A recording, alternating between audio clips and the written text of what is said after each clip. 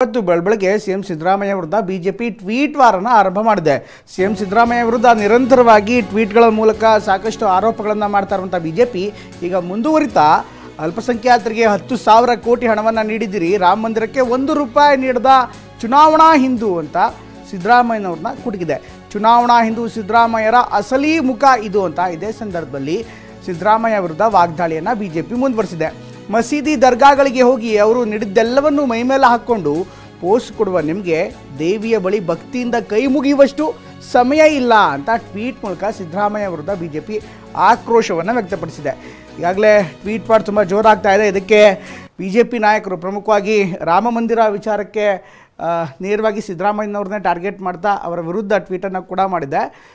ಮಸೀದಿಗಳಿಗೆ ಹೋಗ್ತೀರಾ, ಎಲ್ಲ ಕಡೆಗೂ ಹೋಗ್ತೀರಾ, ಆದರೆ ಇಲ್ಲಿ ಮಾತ್ರ ಯಾವುದೇ ರೀತಿಯಾದಂಥ ಕಾರ್ಯಕ್ರಮಗಳಿಗೆ ಬಂದಿಲ್ಲ ಅಂತ ಒಂದು ವಿಡಿಯೋವನ್ನು ಕೂಡ ಶೇರ್ ಮಾಡ್ಕೊಂಡಿದೆ. ಇದರಲ್ಲಿ ಚುನಾವಣಾ ಹಿಂದೂ ಅನ್ನುವಂಥ ಒಂದು ಟ್ಯಾಗ್ಲೈನನ್ನು ಹಣೆಪಟ್ಟಿಯನ್ನು ಸಿದ್ದರಾಮಯ್ಯನವರು ಗಂಟಿಸ್ತಾ ಇದೆ.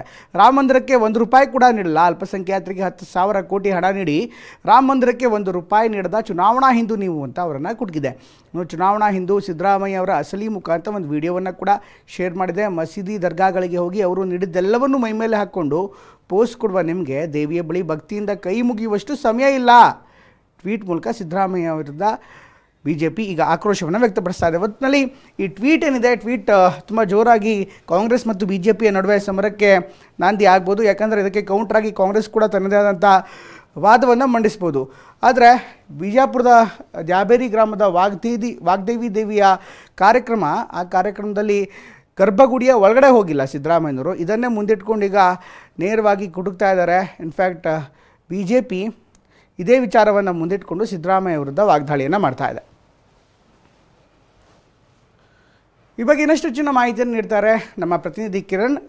ಈ ಎಲ್ಲ ಡೆವಲಪ್ಮೆಂಟ್ಗಳನ್ನು ನೋಡ್ತಾ ಇದ್ದಾರೆ. ನಿನ್ನೆ ನಡೆದಂಥ ಒಂದು ಕಾರ್ಯಕ್ರಮ, ಇನ್ಫ್ಯಾಕ್ಟ್ ಬಿಜಾಪುರದ ಕಾರ್ಯಕ್ರಮ ಇದು. ಬಿಜಾಪುರದ ದೇವಿಯ ದೇವಸ್ಥಾನಕ್ಕೆ ಸಿದ್ದರಾಮಯ್ಯನವರು ಹೋಗಿದ್ದರು. ಈಗ ಅದೇ ವಿಡಿಯೋವನ್ನು ಇಟ್ಕೊಂಡು ಬಿಜೆಪಿ ಇನ್ಫ್ಯಾಕ್ಟ್ ಸಿದ್ದರಾಮಯ್ಯನವರ ವಿರುದ್ಧ ಹರಿಯಾಯ್ತಾ ಇದೆ.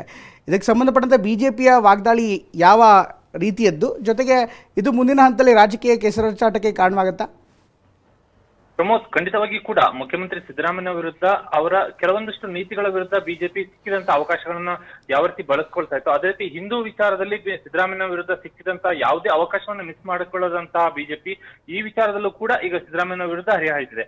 ದ್ಯಾಬೇರಿಯಲ್ಲಿ ನಿನ್ನೆ ದೇವಸ್ಥಾನದ ಒಳ ಹೋಗೋದಕ್ಕೆ ಸಿದ್ದರಾಮಯ್ಯ ಅವರು ನಿರಾಕರಿಸಿದ್ರು ಅನ್ನುವಂಥ ವಿಚಾರವನ್ನ ಈಗ ಟ್ವೀಟ್ ಮುಖಾಂತರ ಕೈಗೆತ್ತಿಕೊಂಡಿರುವಂತಹ ಬಿಜೆಪಿ ಮುಖ್ಯಮಂತ್ರಿಯವರು ಹಿಂದೂ ವಿರೋಧಿ ಅನ್ನುವಂಥದ್ದನ್ನ ಮತ್ತೊಂದು ಅವಕಾಶದ ರೂಪದಲ್ಲಿ ಬಿಂಬಿಸೋದಕ್ಕೆ ಹೊರಟಿದೆ. ಈಗಾಗಲೇ ರಾಮ ಮಂದಿರ ವಿಚಾರಕ್ಕೆ ಸಿದ್ದರಾಮಯ್ಯ ಅವರು ಯಾವುದೇ ರೀತಿಯಂತಹ ಒಂದು ದೇಣಿಗೆಯನ್ನ ಕೊಟ್ಟಿಲ್ಲ ಅನ್ನುವಂಥ ವಿಚಾರವನ್ನು ಕೂಡ ಇದೇ ವಿಚಾರದೊಳಗೆ, ಅಂದ್ರೆ ದೇವಸ್ಥಾನಕ್ಕೆ ಪ್ರವೇಶ ಮಾಡದಿರುವಂತಹ ವಿಚಾರದೊಂದಿಗೆ ತಳುಕು ಹಾಕಿರುವಂತಹ ಬಿಜೆಪಿ ಇಲ್ಲಿ ಹಿಂದೂ ಮತ್ತು ಮುಸ್ಲಿಂ ವಿಚಾರದಲ್ಲಿ ಸಿದ್ದರಾಮಯ್ಯ ಯಾವ ರೀತಿ ಬೇರೆ ಬೇರೆ ರೀತಿಯನ್ನು ಅನುಸರಿಸಿದ್ದಾರೆ ಅನ್ನುವಂಥದ್ದನ್ನ ತೋರಿಸೋದಕ್ಕೆ ಹೊರಟಿದೆ. ಯಾಕೆಂದ್ರೆ ಹುಬ್ಬಳ್ಳಿಯಲ್ಲಿ 10,000 ಕೋಟಿ ಘೋಷಣೆಯನ್ನು ಮಾಡಿದಂತಹ ವಿಚಾರ ಮತ್ತು ರಾಮ ಮಂದಿರಕ್ಕೆ ದೇಣಿಗೆಯನ್ನು ಮುಖ್ಯಮಂತ್ರಿಗಳು ಕೊಡದೇ ಇರುವಂತಹ ವಿಚಾರವನ್ನು ಕೂಡ ಈಗ ದೇವಸ್ಥಾನಕ್ಕೆ ಪ್ರವೇಶ ಮಾಡದಿರುವಂತಹ ಒಂದು ಸಂದರ್ಭಕ್ಕೆ ಬಿಜೆಪಿ ಎಳೆದು ತಂದಿದೆ. ಹಾಗಾಗಿ ಆ ವಿಚಾರವನ್ನು ಕೂಡ ಇದರೊಂದಿಗೆ ತಳುಕು ಹಾಕುವ ಮುಖಾಂತರವಾಗಿ ಸಿದ್ದರಾಮಯ್ಯ ಹಿಂದೂ ವಿರೋಧಿ ಅನ್ನುವಂಥದ್ದನ್ನ ಇಲ್ಲಿ ಬಿಜೆಪಿ ಬಿಂಬಿಸುವಂತ ಒಂದು ಪ್ರಯತ್ನವನ್ನ ಮಾಡ್ತಿದೆ. ಹುಬ್ಬಳ್ಳಿಯಲ್ಲಿ ನಡೆದಂತಹ ರಾಮ ಜನ್ಮಭೂಮಿ ಹೋರಾಟಗಾರನ ಬಂಧನ ಪ್ರಕರಣವನ್ನು ಕೂಡ ಇದರ ಜೊತೆಗೆ ಸೇರಿಸಿಕೊಂಡು ಎಲ್ಲಾ ವಿಚಾರಗಳನ್ನ ಒಟ್ಟಿಗೆ ಇಟ್ಟುಕೊಂಡು ಮುಖ್ಯಮಂತ್ರಿಗಳ ವಿರುದ್ಧ ಈಗ ಬಿಜೆಪಿ ಹರಿಹಾಯ್ತಾ ಇರುವಂತದ್ದು. ಬಿಜೆಪಿಯಲ್ಲಿ ಹೇಳೋದಕ್ಕೆ ಹೊರಟಿರುವಂತಹ ವಿಚಾರ ಒಂದೇ, ಏನಂದ್ರೆ ಮುಖ್ಯಮಂತ್ರಿಗಳು ಹಿಂದೂ ವಿರೋಧಿ,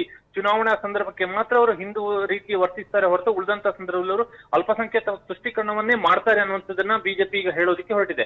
ಅದರ ಒಂದು ಭಾಗವಾಗಿ ಈಗ ನಿನ್ನೆ ನಡೆದಂತಹ ಘಟನೆ, ಮುಖ್ಯಮಂತ್ರಿಗಳು ದೇವಸ್ಥಾನಕ್ಕೆ ಪ್ರವೇಶ ಮಾಡೋದಕ್ಕೆ ನಿರಾಕರಿಸಿದ್ರೆ ಅನ್ನುವಂತಹ ವಿಚಾರ ಏನಿದೆ ಅದನ್ನ ಈಗ ಬಿಜೆಪಿ ಕೈಗೆತ್ತಿಕೊಂಡಿದೆ. ಈಗಾಗಲೇ ಬಿಜೆಪಿ ಜಾರಿಯಲ್ಲಿ ಇರಿಸಿರುವಂತಹ ರಾಮ ಜನ್ಮಭೂಮಿ ಹೋರಾಟಗಾರನ ಬಂಧನ ವಿಚಾರ ಮತ್ತು ಅಲ್ಪಸಂಖ್ಯಾತರ ತುಷ್ಟೀಕರಣಕ್ಕಾಗಿ ಬಿಜೆಪಿ ಆರೋಪ ಮಾಡಿದಂತ ರೀತಿ 10,000 ಕೋಟಿ ಕೊಟ್ಟರು ಅನ್ನುವಂತಹ ವಿಚಾರ ಮತ್ತು ಸಿದ್ದರಾಮಯ್ಯನವರ ಹಿಂದೂ ವಿರೋಧಿ ನೀತಿಯನ್ನೇ ಅನುಸರಿಸುತ್ತಿದ್ದಾರೆ ಅನ್ನುವಂಥ ವಿಚಾರ ಜೊತೆಗೆ ಈ ವಿಚಾರವನ್ನು ಬಿಜೆಪಿ ಕೈಗೆತ್ತಿಕೊಂಡಿದೆ. ಓಕೆ ಕಿರಣ್, ಧನ್ಯವಾದ ಎಲ್ಲ ಮಾಹಿತಿಗೋಸ್ಕರ.